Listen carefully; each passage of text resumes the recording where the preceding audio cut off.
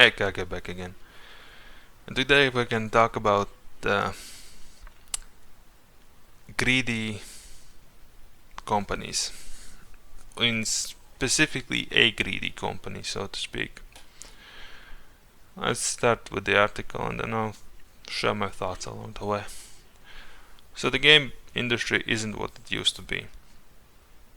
The games are still as great as ever and indies are thriving as much as I had hoped they would. But the state of the industry is in turmoil, shrouded by greed and money over actually hyping the games themselves. There's a good point they're making. I'm more excited about any indie game than any other major game releasing. Indies are taking over because people are actually passionate about their projects instead of trying to get the most money you can possibly get for doing the least amount of work. And they state if you need a good example of that, take a good hard look at what's happened with the Escapists. Once considered one of the best gaming sites out there, is essentially caved in on itself this week when Escapists' parent company, the dreaded Gamers, if I'm pronouncing that correctly, decided to unceremoniously fire its editor-in-chief Nick Calandra. I apologize if I butchered the names already. And why? Because of their utterly ridiculous stances, if you can call them that. Calandra noted in a tweet, I was let go for not achieving goals that were never properly set out for us, and a lack of understanding of our audience and the team that built that audience. He also noted how he saw several colleagues let go for the same reason, and today was my day. That said, it created a landslide that Gamers probably didn't see coming. Several employees followed Calandra out the door, including Yahtzee Croshaw, the host of the weekly video series Zero Punctuation. It was one of the best around, with Yahtzee not holding back as he relentlessly reviewed games week in and week out. So basically, what we've seen is the end of the Escapist. As far as we know it, gamers will likely fill in the blanks with less talented people writing stuff that will easily get them clicks instead of, meaningful content. And that's the problem with today's gaming industry. In general, it's like anything associated with gaming, like developers, the gamers, game consumers themselves, and the media around games, like game reporters and so on, is that they no more care about the gaming industry in itself. All they care about is how much you can milk it for money. It's no more being passionate about the project itself or being passionate about the games you like and you report on them or whatever. It's about you getting as much clicks in this case as you can possibly get, or as in gaming developer standpoints, get the most monetization out of it with the least amount of work. And I get it where it's coming from. They're just greedy, but usually when you're too greedy you sacrifice the quality of the works, in this case they let go of some talented people, which they will probably, as the article said, will replace with less talented people who will just do the most clickbait things you can do in order to increase the clicks on the articles themselves and so on, which is just, it's sad, but it's where the industry is going, and I don't see that changing anytime soon, because for years all they've cared about is how much money they can milk out instead of providing actually good services. Not saying that there isn't anything good around the gaming industry. I mean, there are indie games that are doing generally well, and when they do release they are quite popular among the customer base, and with that there is still some hope with indie companies. I'm pretty much sure there is no hope between the bigger companies like EA or Ubisoft or so on. Just forget about those. There's no way. And there are once in a while some successful games that are just out of your imagination, like Baldur's Gate, for example. And then, of course, the bigger companies complaining, don't hold us to that standard of a game because we don't want to work on our games and make actually good games. We just want to get money for the least amount of work possible, since sports games exist.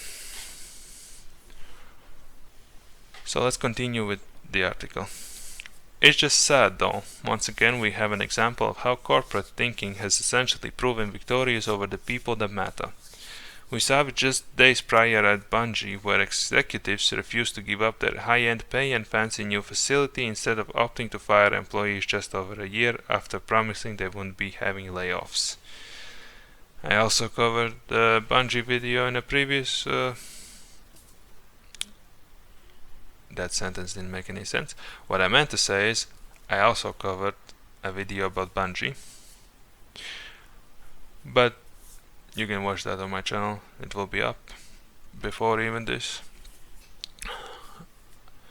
So it is sad in these situations. Obviously, as I stated in the Bungie video, instead of getting less pay for the higher ups for a period of time so you can get back on your feet, you'd rather just sacrifice a portion of your employees, and then that suffers in the works in itself with delays, not as much of a quality of works before because you left employees that knew what they were doing off and so on. But let's continue. As for the article, let's see. In a new tweet, the two announced Second Wind, an all-new site that will be run directly by them, with many of their former co-workers joining them in the fray. You can actually watch their video introduction below, and though they don't have much content up yet, give them time, they will. Obviously they just started, so there won't be much of a in form of content yet, but this is started by Kalanda and Grosha, obviously. I didn't say that at the start. Let's see. They state also in the article that they wouldn't be surprised if this becomes more of a trend in 2024. We're starting to see more and more gaming websites focus on drama rather than the games that matter, and corporate entities backing them in the hopes of them getting clicks until it gets to the point that they think they aren't needed anymore and eventually replace them with AI rubbish, which will most likely happen more and more frequent as AI gets more advanced.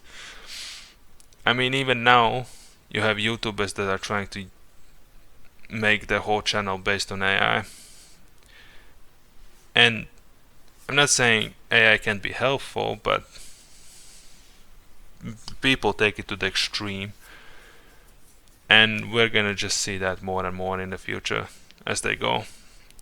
And I agree with the article that this will continue in 24, where people will not focus on what's actually great about gaming, but instead of all this, one word I would sum up is bullshit. Just will focus on this bullshit that nobody would give a damn about, but obviously people love drama, so they will flock to it. Let's continue with the article though. That in turn could inspire more people to take the indie route, like Second Wind is, and hopefully create a turnaround where it's more about the creators and not the corporate bigwigs pouring cash into their pockets while others suffer for their mistakes. The dream, I suppose. That's written well. I completely agree with this. And that's why I love the indie scene so much, is because people actually care about their projects and are willing to work on them instead of let's do the bare minimum and let's get the money, and then the corporate bullshit inserted into it. This is why nowadays you should be skeptical about big company games and Yes, I know there is a lot of fans out there in the series that they love, and they will do just about anything to prove another person wrong about them, even though they play the same shit with a different skin over and over again. But that's a discussion for a completely different topic. Let's see the last bit of the article. We'll see what the new year brings, but honestly, writing for yourself may just be the best way to approach gaming. Will you make $1 billion in the process? Probably not, but you'll feel better about it in the long run, instead of tiring yourself out writing 14 Fortnite pieces a day before being told that your work wasn't worth anything. And that's all with the article. And honestly, it's true. The corporations don't care about you, no matter how much work you invest in it. They will never care about you. All they care about is the number that's in their wallet. If you don't bring money to their standard, you might as well be worthless. Doesn't matter what that you might bring them good reputation, which in turn might get you customers or whatever. All they care about is how much you can bring them. They don't care about whether the reputation is shit or not. If you bring money, you're good. And honestly, it's not all about the companies. Like, take microtransactions as an example. If the customers would just stop buying them, they wouldn't be made. And no, you can't tell me that microtransactions are used to fund the games. There is certain games that yes do that, are free to play ones. But when you have $70 full price game, and then you go on and still add battle passes, skins and so on, that's not anymore to fund the game. It's to milk the game. And there are examples of where indie games can just disable their microtransactions and do well on their sales alone. I recently covered one about an indie developer which had microtransactions in while they were developing the game, but removed them upon completing the game. If an indie company can do that, any of the big companies should be able to do so as well. They have substantially more funding than an indie company does. But nevertheless, it can be all summed up in one word: greed. And it won't change because people are greedy by nature. They want more, and once they have more, they want even more. I don't see this changing anytime soon, and I don't see the customer base changing either. Because at this point, the customer base has been vetted out and they're used to having microtransactions and so on. It's just that that destroys gaming. And I see that as a sad point. I did go off about different topics within this topic that I originally intended to talk about, but oh well. That will be all for me today, and I'll see you guys next time.